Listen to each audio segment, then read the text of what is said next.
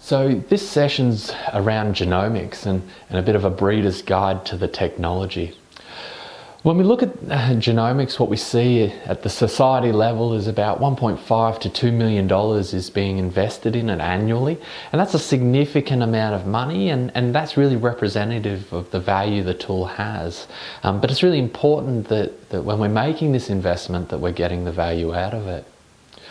When we look at genomics, it's really just one of the tools available to seed stock breeders, and it's really important that we understand where it fits within the other tools that are available to us. So performance recording, AI, ET are all available to us, and it's about understanding how they fit together to really maximize the benefit they can deliver to us, whilst understanding the strengths and limitations of our operation.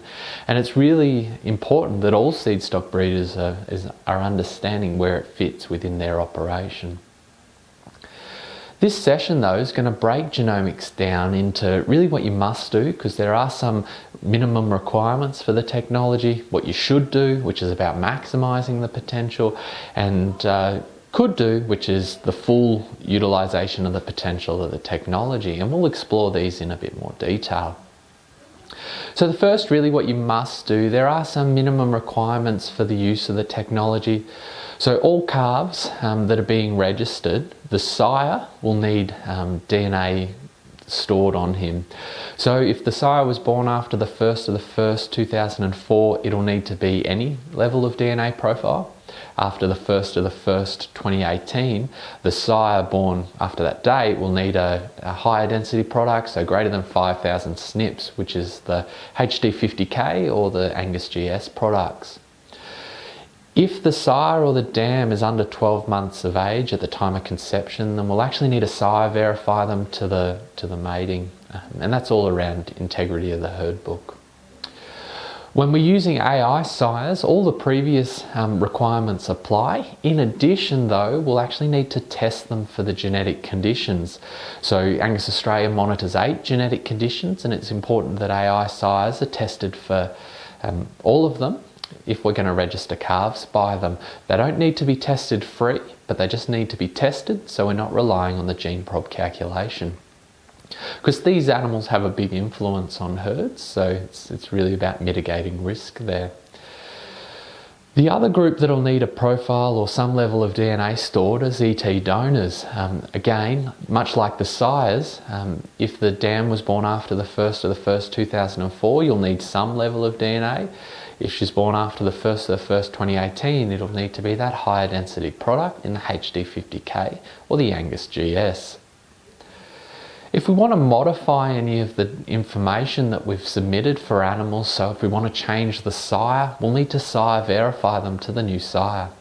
If we want to change the dam, we'll need to actually do a full parentage. That's a sire and dam verification on them. And the last bit, if we want to change the sex of the animal after 24 months of age, then we'll actually need to sire verify them. And again, all of this is just about ensuring integrity of data in the database.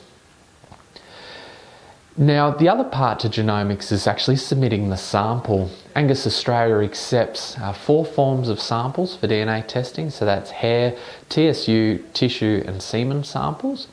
Now, it's important that we're using the correct collectors, and in the case of hair, if we're submitting samples to Neogen, they'll need to be on the Angus Australia collector, which is available from the Angus Australia shop for $1.20 each. And if we're submitting samples to Zoetis, it can be on either the Angus Australia collector, or it can be on the Zoetis collector available directly from Zoetis. So give them a call if you want to get some of those collectors, or give us a call if you want some Angus Australia collectors. Importantly though, if you submit a sample on the wrong collector after the 1st of October this year, then a $2.20 surcharge will apply. So really important that we're submitting samples on the correct collector.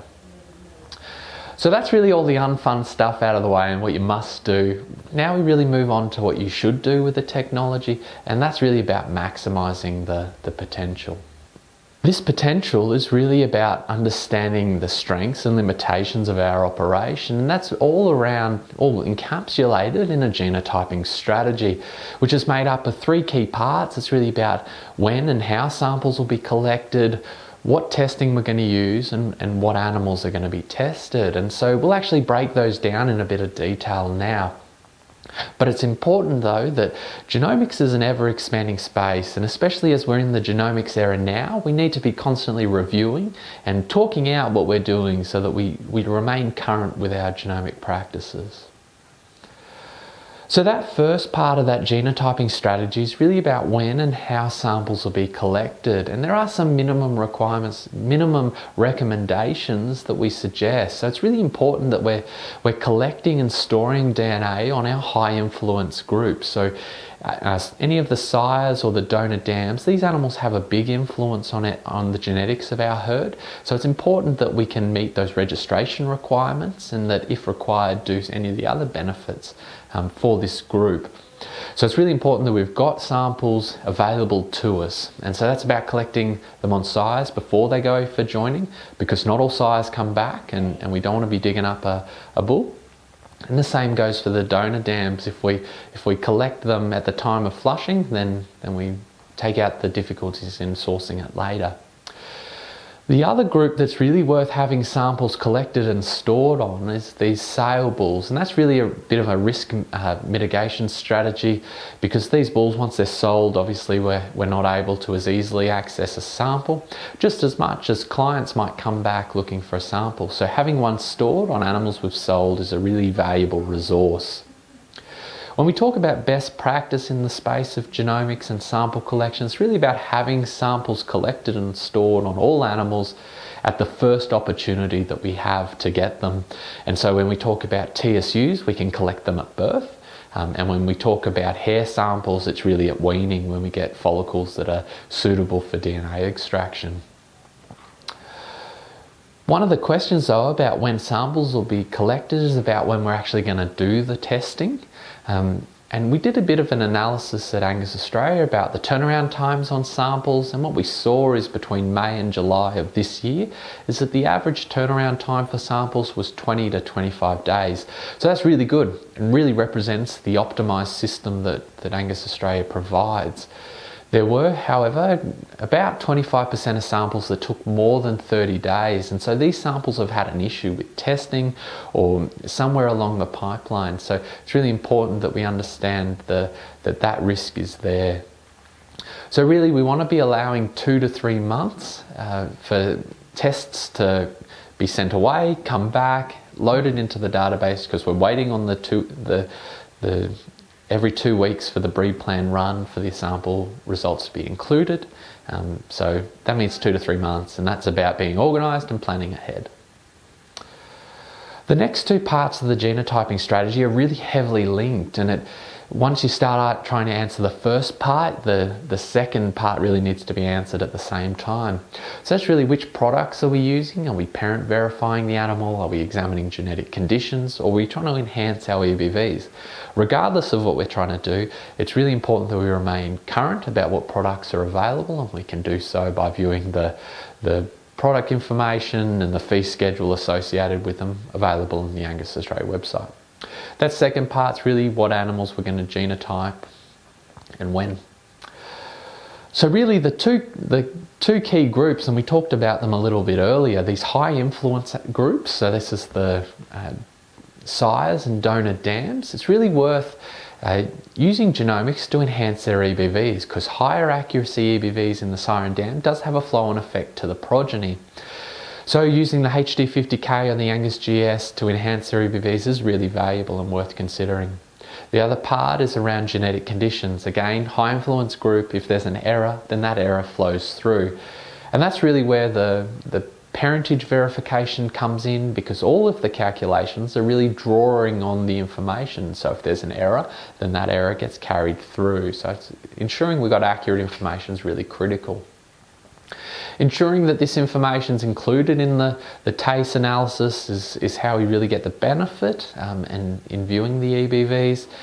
And ensuring that we've got this information when we're making selection and breeding decisions is really important, because after the fact it's not as valuable as when we're making the decision. That other group that are really worth considering are those sale animals, and again it's about risk management. So one of the biggest sources of movement in a breeding value in the lifetime of an animal is the introduction of genotyping.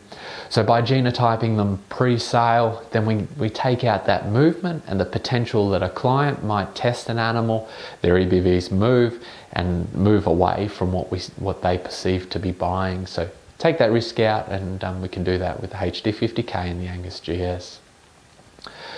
And it can also help us better select the ones we retain from our sale animals. Ensuring that they're all sire verified, ideally fully parent verified, is great. Again, accurate information results in accurate calculations. There's obviously a significant amount of effort that goes into the collection, not only the actual physical collection and the time and the commitment there, but the monetary investment. So it's important that we're getting the value and displaying to our clients the value that we've put in. So ensuring our genetic conditions are prominently displayed is really important, and ensuring that the correct suffixes are displayed. So we've replaced the old AI, ET suffixes with the parent verification suffixes. So it's really important that they're displayed on sale animals. If we do go to the level of using a lot of parentage, either sire or full parentage, there's some on sale animals, there's some logos available to us for our sale catalogues. So in the case of a catalogue that's fully sire verified, then we've got the sire assured logo. In the case of the fully parent verified logo, sale catalogue, then we've got the parentage assurance logo, and there's some written disclaimers around them. So I guess this last little bit on what you should do with genomics, despite the fact that we're in the genomics era, performance recording still remains king in this time, because all genomics is doing is linking performance recording to genes. So if we don't have effective performance records, then our predictions struggle. And it's really important, again, as genomics is a tool, performance recording is a tool, and it's important that breeders understand where these two fit within their operations and have a clear strategy around how they're going to implement the two to ensure that they really get the maximum benefit. And it's really about trying to collect on as many traits as possible that we get value out of, that you get value out of, on as many animals as possible. Importantly though, there are situations where genomics can actually present an opportunity and an alternative. And the best example of this is really small contemporary group sizes, where genomics can be used in replace of performance recording that wouldn't otherwise be effective. The last bit, what you could do with genomics, is really about full realization of the potential of the technology. And so really at the end of the day, that's about having genomic profiles on all animals within your herd. And there's a few ways to get there. So the Angus ultra low density products available through Neogen, but it's about enhancing the reliability of EBVs on your mature cows. It's only available on mature cows. And what it'll also enable you to do going forward is parent verify calves.